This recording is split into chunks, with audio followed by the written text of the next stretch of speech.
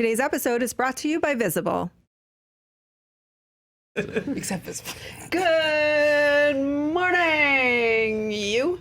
Dan Merle is here. We're going to do an SJU with him. We got Danielle, and this is the good thing. We got Joe Starr here today. Hi. I managed to be in the middle of a wonderful Dan sandwich and have the hair. A side of this. A side of the hair. Yeah. So I'm just a very lucky woman today, and we have a lot of wonderful things to talk about, but starting with some not so wonderful news, very sad news. As a matter of fact, Jeopardy host Alex Trebek is fighting stage 4 pancreatic cancer. He announced, I believe, yesterday. And in any event, I don't know if you guys grew up watching Jeopardy at all, but I certainly did. Were you guys Jeopardy fans? Yeah. Very, very sad. Alex Trebek is so deeply aligned with that show. There is no separation, I think, between the host and the show at this point. I loved Jeopardy growing up. I don't really watch it now so much. It's a daily staple. Mara good. and I watch it every single day. Tracks so hard. So our producer Max also watches it with his wife on the daily, and they compete, and they will buzz in. Oh, wow. And it's a whole family tradition. It's very sweet, and that's what Alex Trebek and Jeopardy brings people together. This is really sad news. It is. I mean, he was typically humorous, upbeat about it. He acknowledged that it's not a good prognosis traditionally, but he all you can do is hope for the best and wish for the best for him, for his family, beyond Jeopardy. But yeah, I mean, I was watching the news last night here, and they said, and it's true, if you're 35 years old or younger, Alex Trebek has been hosting Jeopardy your entire life. And my entire life that I remember, because I beat that out by like a year, but it's like he's always been on television. Yeah. He's one of the few constants as far as entertainment and TV goes. He's always been there. I mean, it's like Bob Barker was, even he's retired, and it's just very sad. And I hope that, I sincerely hope that he is able to beat the odds, because he means a lot to a lot of people. He does. Yeah. I hope so too. I mean, our thoughts are obviously with him and his family. It's been a really sad week in entertainment in general. Luke Perry and now Alex Trebek. Our thoughts are definitely with him and hopeful that he can pull through. Joe, Danielle, did you want to? Yeah, I think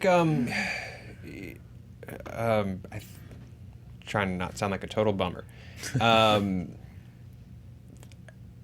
I think when you're able to approach a diagnosis like this with class and dignity, that in itself is winning that fight. And he has done so, and will continue to do so, and continue to do what he loves and what he is aligned with and is the face of. And all we can really do is send love and some of that hashtag 818 positive energy, Danielle. So, yeah. I don't know what hashtag 818 is. Sadly, I really don't. We'll explain it afterwards. I have an 818 phone number, and Then you get it. Then you get it. I do get it then. Okay, good. Well, I get sending love, and we're sending lots and lots and lots of love to Alex Trebek and his family. On to the news. We continue on with Captain Marvel Week, which opens this week and tonight, actually. It's opening in theaters. We will have a piece from the junket with Miss Danielle shortly, but first we're going to talk about Suicide, another comic book property, Suicide Squad 2, some changes in the works. So we've been talking about what the Suicide Squad 2, which you have to imagine they're going to be switching the name, because now it's not a sequel, as we know. It's pretty much a reboot, and it's really a reboot, because for a while we thought the only two people coming back would be Will Smith and Margot Robbie, right? Because those were the breakout stars from that film. Well, they were already big stars, but those were the breakout characters from the film. Not so. We found out that Will Smith was not coming back, so we figured, they're just going to use different characters, same way as the Avengers. It'll be a rotating cast of members of the Suicide Squad. Not so. Idris Elba is reportedly replacing Will Smith in Suicide Squad 2. This is via Variety and THR. Apparently, Smith met with James Gunn Friday, and it went, quote, swimmingly. Talks began with the studio in earnest after that. Will Smith is not returning due to scheduling conflicts with Bad Boys 4 and Bright 2. However, if they recast with Idris, that means Will Smith is never coming back. In other words, if they just have the character in the film, Will Smith could eventually return to the DC universe, DC world of universes. And The worlds of DC universes. Yes, there we go. Extended edition. The ride. The Snyder Cut. but eventually, Someone he please could've- Photoshop that whole logo for us. Yeah, it's like DC World, DCWU, Ride, colon. SC. Colon. Oh, boy, I gotta take off my shirt. We're tired, Pops. Snyder Cut getting you hot and bothered. My jacket. Okay. Here we go. We're nailing today. And that bell means... Time to actually talk about The story. All right, Billy's here we like go. the Septa in Game of Thrones that walks behind and shame. Analyze. My point is this. I am always happy for Idris Elba in anything ever. He is such a good actor. I think he's one of the most talented, magnetic, on-screen. He should be a bigger movie star than he is. He is a movie star. They are very different kinds of actors, though, which I find very interesting. I think he makes everything he's in better, so that's exciting. However, I'm surprised because people loved Will Smith in this role. Yeah. So what do it we was think? his choice, I guess. It was Yeah. ultimately, if he says no, he says no. I mean, he's doing other stuff, and has to go on without him. This just makes it even weirder if they bring back Margot Robbie. I think it was already weird if it was just the two of them, but now if it's just her, I think it's even weirder. I don't think you recast Harley Quinn, but I also think that I think you just pull her out of the movie. you just got to go your own direction now. Yeah. Which I think I've read that reportedly they're thinking about naming it The Suicide Squad. Which after The Predator, I would say maybe Don't do that. let's go back to the drawing. But also, what else do you call it? Because you can't call it Suicide What Squad if we 2. just call it, so you're saying it's a ... The grimdark world of Suicide Squad presents Suicide Squad: The Crimes of Joker. Or what about, Yes. what are we, some kind of? There we go. Yeah. Dot. Perfect. Yeah, obviously it'll be interesting because you can't just plop an Elba on top of a Smith. Like, that doesn't work because Or does it? he's not a quippy. He's not quippy. He's not going to be quipping as much as... He's not a quipster as much as, to me, Will Smith is such a movie star and so charismatic, but Idris is such an incredible actor. Yes. But also ridiculously magnetic. And, have you ever seen him in person? I have not been blessed to have seen him in person. Real quick. So for the Good thing the jacket's off. So real quick, so the junket for Pacific Rim was he and Charlie Hunnam were paired, and it was one of those situations where Charlie Hunnam is Charlie Hunnam. He's not chopped liver. However, Idris is so naturally magnetic that I found that I couldn't stop looking at him even when I was actually directing a question. Charlie Hunnam's like, yeah, me, you Charlie can talk to me Hunnam. too, yeah. Yeah, and I'm like, you're being rude. And yet I can't stop. So he's just I just think whatever he does, it's going to be amazing. So I'm not worried about it, but it is an odd fit. Yeah. I think we're underestimating Idris Elba's comedic abilities. Maybe. He has a very dry wit when he was on The Office. He did not play a comedic character, but he had great comic timing. He knew when to he knew how to play the scene straight as he was required to do. I think that he's being underestimated for his comedic skills. He's not the same kind of comedic actor that Will Smith is, but I would say that he's very capable of being a comedic actor. And has done so And in if the we past. still need someone to rap, Yeah. he can also take over the rapping. Yeah. Oh, A Tale of Two Dead Shots, though, would have been... Imagine the musical collab between the two of them. We know the musical talents are high between both, and that would have been great. So you're talking about Infinite Deadshots? Yeah. Yes. Yeah. I actually, Which you know is what? now the name of the movie? Infinite Deadshots. Infinite Deadshots. I think if you're gonna do anything weird, honestly, with can Will Smith ever return or anything like that? I think if you're gonna do anything just bizarre, Suicide Squad is the place where you can do it. Yeah. Just call it Suicide Squad 2. It doesn't have to do anything with Suicide Squad 1. Whole new cast, whole new adventure. Then Suicide Squad 3, whole new cast, whole new adventure, because that's what Suicide Squad is. Yep. But and if you want to go Crisis on Infinite, characters. I'm kind of fine with both. And then if you want to go Crisis on Infinite Deadshots later, Yeah. I'm into that.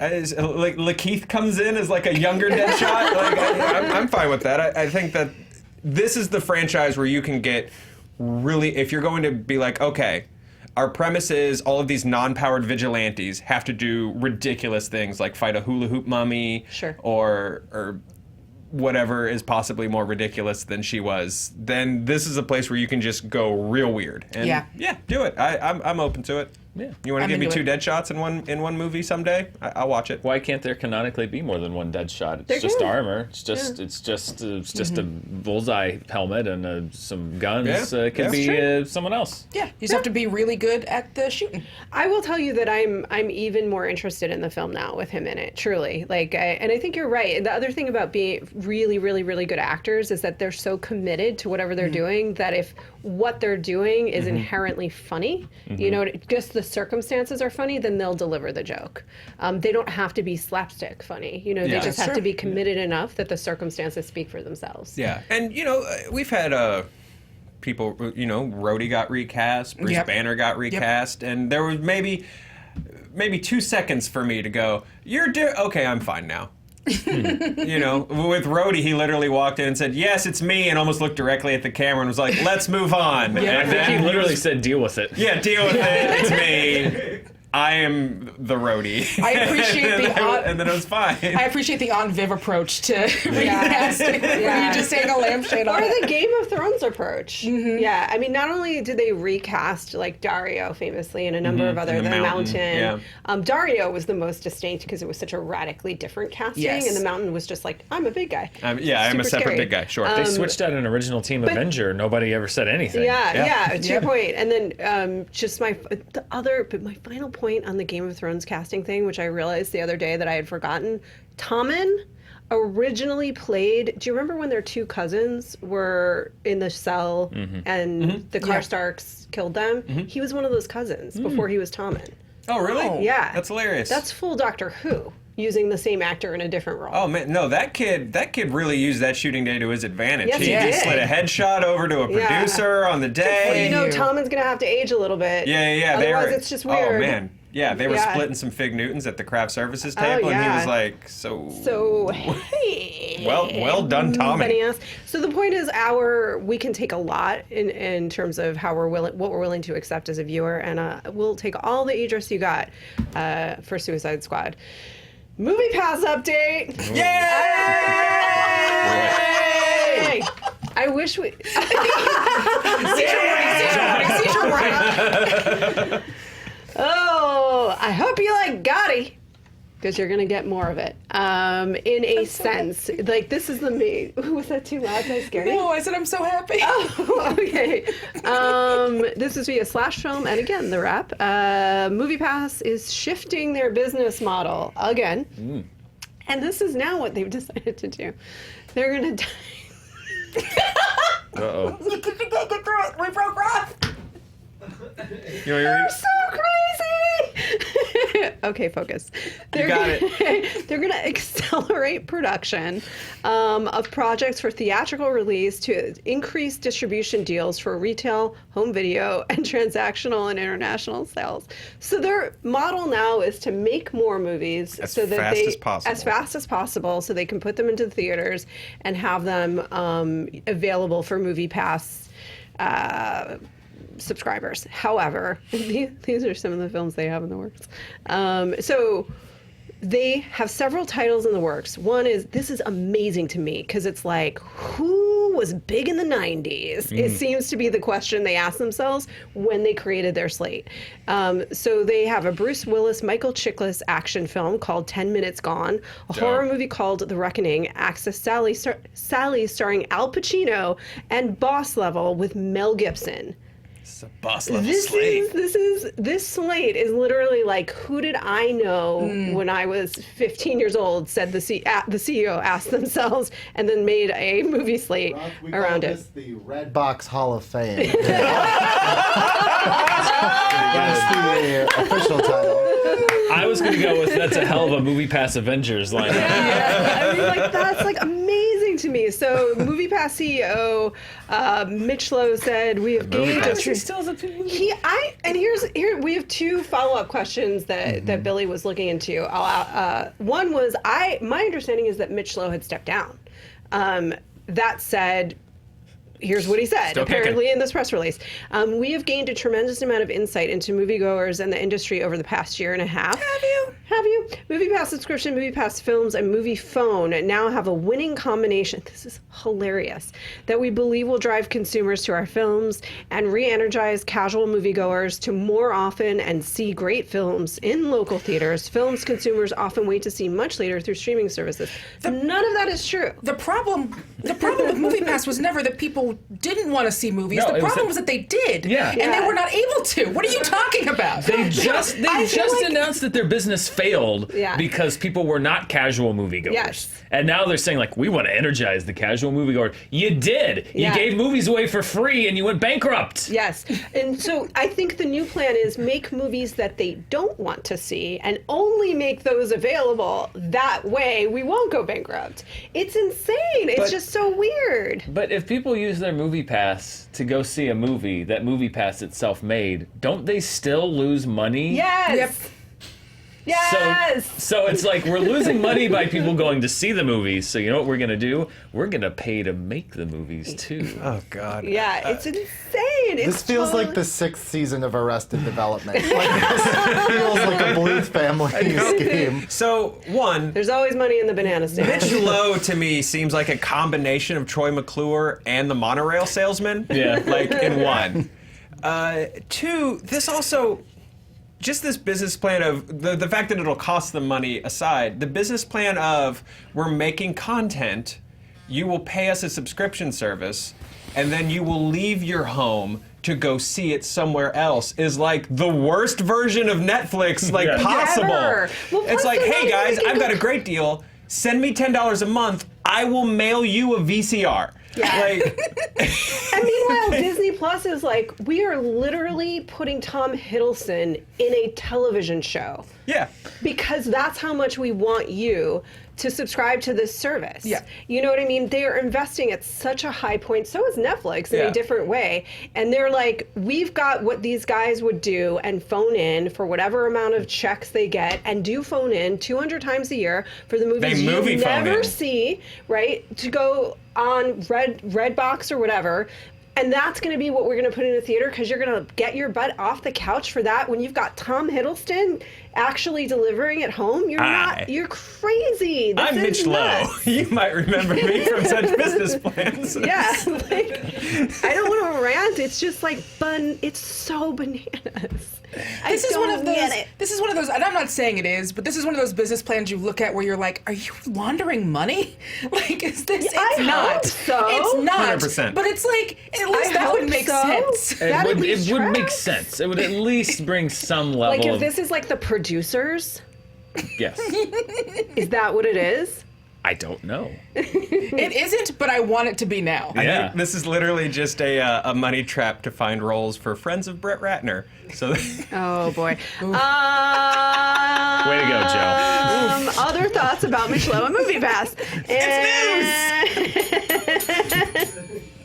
Okay, so Clarify your questions from earlier. Because we were talking before. You okay, thought well, that. because of this, there's also a quote in here from Ted Farnsworth, who's the CEO of MoviePass, parent Correct. company Helios and Matheson Analytics, who had wanted to separate themselves a bit from MoviePass when MoviePass was getting sued by the shareholders. But clarify. So they.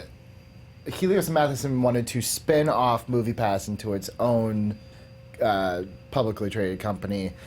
Helios and Matheson was then delisted from NASDAQ because the stock dropped so much. They still, however, are the owners of MoviePass and MoviePass Films. Interesting. Yeah. Okay, so he did chime in and he said, by spending the last several months analyzing the many different aspects of our prior business model in terms of what worked and what didn't, I believe we've been able to illuminate the path forward. We've taken a deep dive to understand our unique ecosystem, and I believe we're now ready to move forward at a rapid pace. I see this as an exciting time for MoviePass and its sister companies because we're taking our original vision for subscription, altering it to a better, and proceeding with significant clarity. Take it from me, an experience. Any CEO that says we've taken a deep dive to understand our unique ecosystem, Did not. that means we don't really know what's happening, and we're trying to figure it out. Because I defy you to show me a worse I'm statement. just saying we might have heard something like that in the past. We're really doubling down on what we know how to do.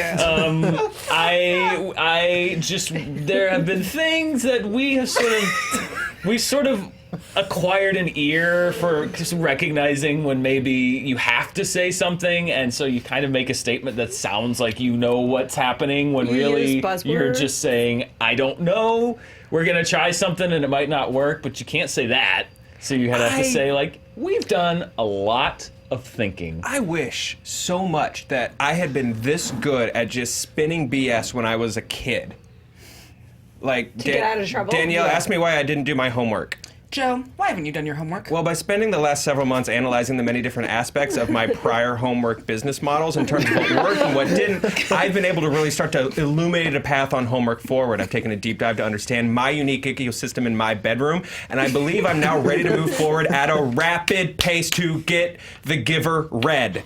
I see this as an exciting time for Joe Starr's elementary school career because I'm taking my original vision for how I want K through 12 to go, altering it for the better, and proceeding with significant clarity. And then at that point, your parent does what? Backs away. She's like, I can't. Keep up the good work, son. Let me know how it's going. Yeah, that sounds great. Those were certainly a lot of words. Yeah, exactly. These are Guess you get your certainly Nintendo back. a number of words put together in a sequence. Yeah. The other thing that's amazing to me about this and hilarious is MoviePass bought MoviePhone, right? Yes. Meanwhile, out there is Fandango. Yep. And out there, worse than that, because Fandango actually has a really strong marketing campaign, a strong business model.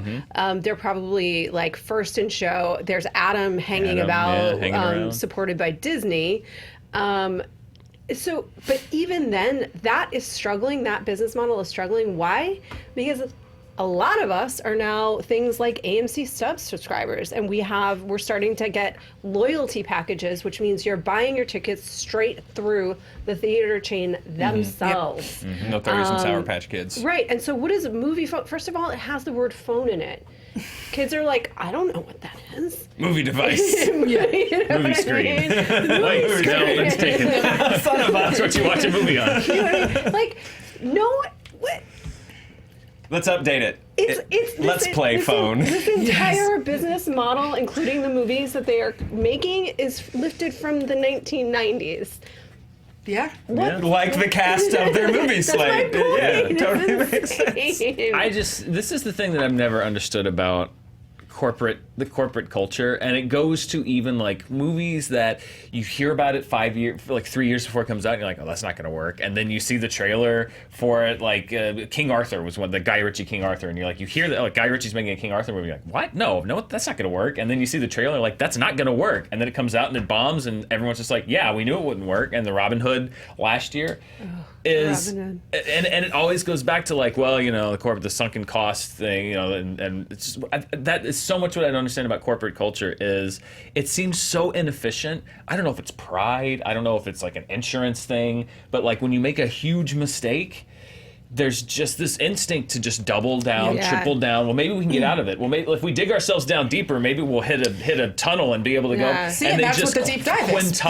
they quintuple their losses, and then they go out of business, or they take a loss on it, which they would have done anyway, but it would have been $200 million before. And I guess it's just this thing of not being accountable really for anything. Because even if someone higher up in a movie bombs and the CEO loses their job over it, they just get another job at another studio after getting a buyout package from the studio that they just failed at. There's no consequences. There's no consequence for failure whatsoever. And Except I guess for all of the people under them that knew that wasn't gonna work. Except for the investors that lose money and the employees that lose their jobs when there's layoffs and everything else. And that's got to be it. Is like when there's no responsibility to anyone at the top. Like, do some research on Mitch Lowe. Mm-hmm.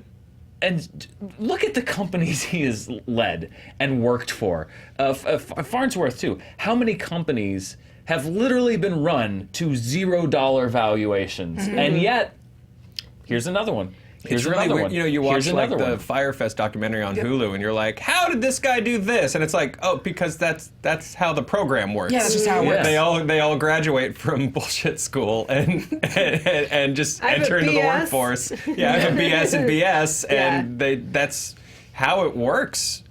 Especially with, I don't know, look, I don't understand anything. Mm-hmm. I'm basically a child that comes into work every day and writes jokes for a few hours and sometimes talks on camera, so I don't know how money and stocks and bonds, and I don't even know what those words mean.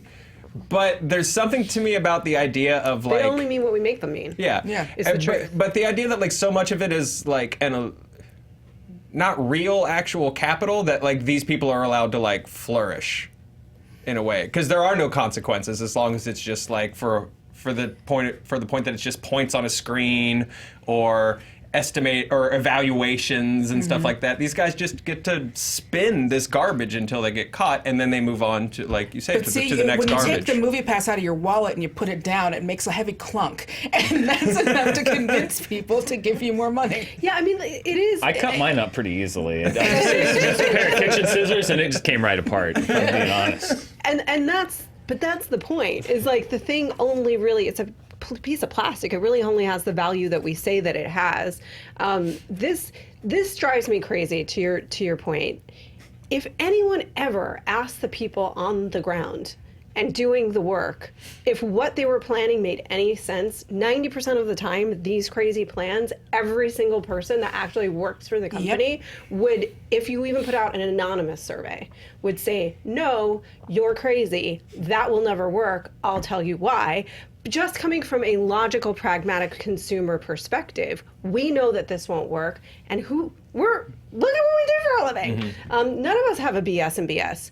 And that's what drives me crazy, is like, it just takes listening to your team to know that you're going the wrong way. Sure. And it won't work, and to readjust. But I think what happens for these CEOs is that once they have made that investment point, they really only can, and they owe money to their investors. Mm-hmm. They feel like their only option is to double and triple down until bankruptcy happens, because there's actually no way out. Mm-hmm. Yeah, the only way out is through. It's through bankruptcy. Yep. Yeah. Because then they don't owe any money anymore. I honestly think with I agree with the survey thing. Like, go to your team and ask them what they think to a point, but I also think with stuff like this, or with what's his face, because MoviePass reminds me of the Firefest guy's first scam, that credit card that was like, but what does it do? And he was like, get you into parties sometimes when we can afford to throw them.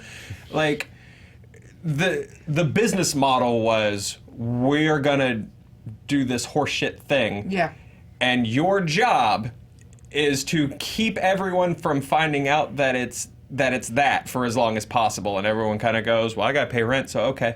Yep. And like that's the job, and they're just doing a bang up job of it. Well, and you have to take risks, Yeah. obviously, Yes. in creativity and filmmaking and court. It's not about taking risks. It's about, they obviously took a big risk, but it was evident that this was not going to work. A year and a half. We've been talking about it for what, a year and a half now? Since day one. Since it was the announced. day that it launched, we sat on the Check the other tape. set that's not even there anymore. Going, I don't How think is this gonna makes work? sense. And then I was a heavy user, and that entire time I was just like, I am costed. They are paying me essentially to go to the movies. It was obvious that it was going to go bankrupt. They kept doing it for like 6 months after it was clear that there was no way for profitability to go. And then after that, they changed the terms. They didn't tell anybody. They lied about what they were changing. They lied about when they were changing it. They didn't support anything. Again, everyone called them out on that. They kept doing that. It's not about risk taking. It's about identifying when maybe things aren't going well, and instead of tripling down, maybe take a corrective action.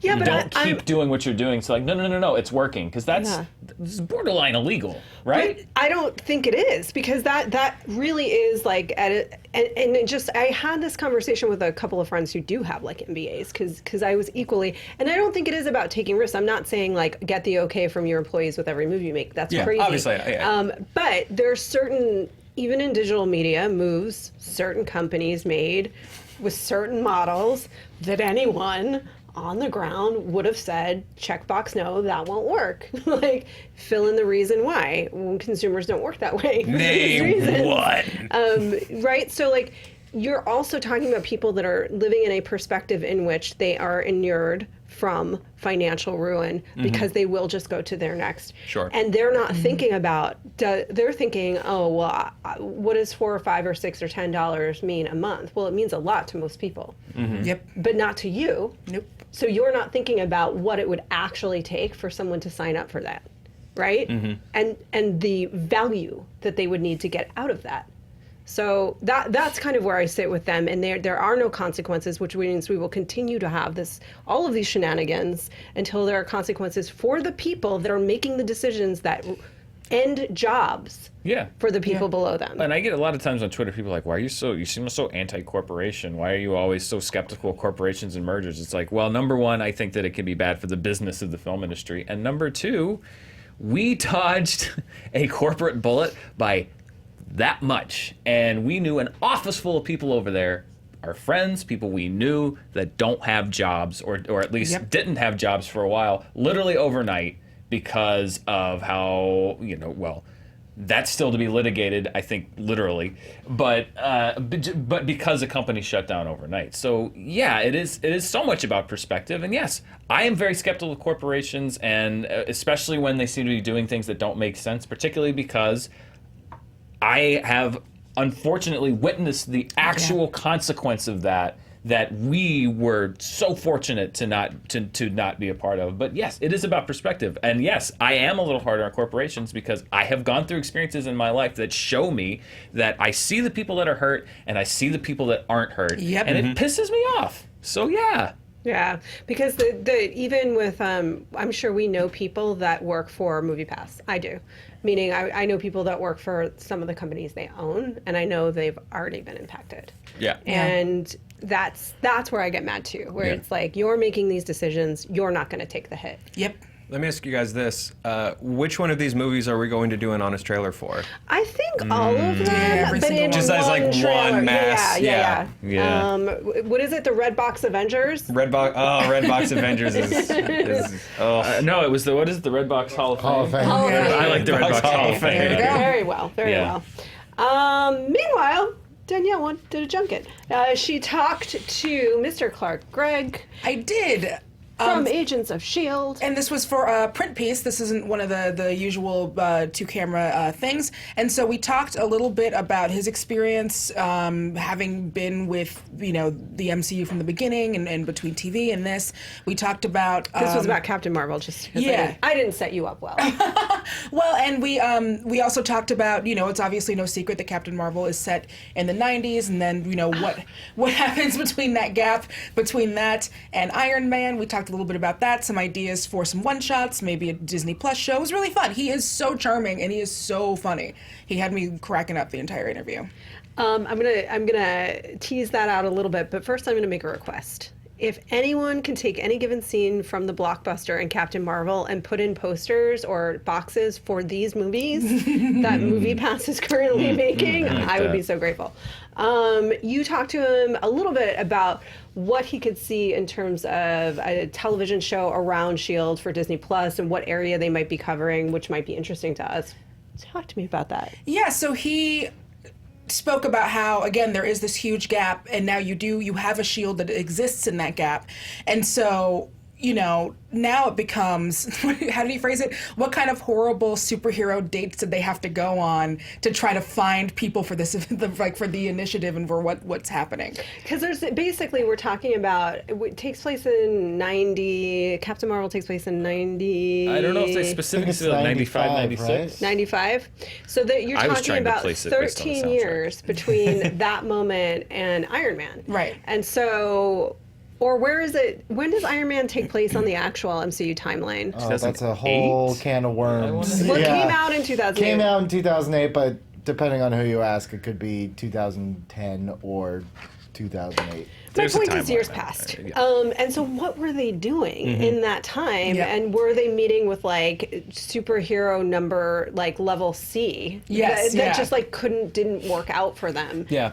That's a very different kind of series, but I think there's I would something watch fun it. there. There's something super fun there. Like Yeah. they did, what was it, Deadly Genesis in the X-Men comics? So when Wolverine and company jumped in the X-Men, it was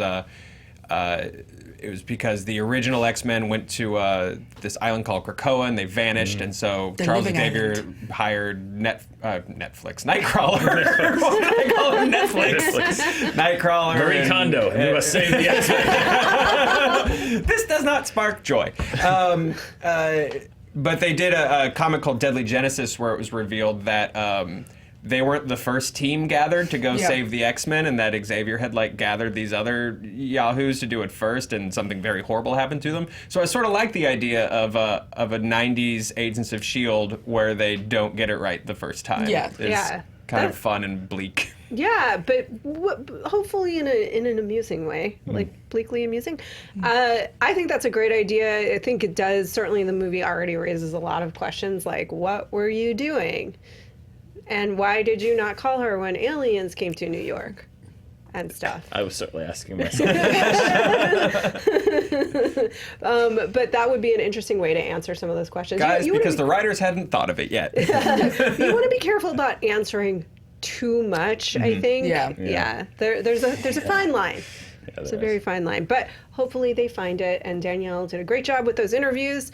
More stuff for you guys to watch this week. We have a movie fights today with Iffy versus Cameron Rice versus Markia McCarty. That's gonna be good. It's gonna be what's the title fight? I don't know. We're talking about some Captain Marvel stuff. We're talking about Skrulls. We're talking about what other movies should be in the 90s. And we teased it yesterday. We are including the weirdest movie fight question with the most amount of setup I've ever seen for a question. Oh, I'm very Right. excited. Very excited.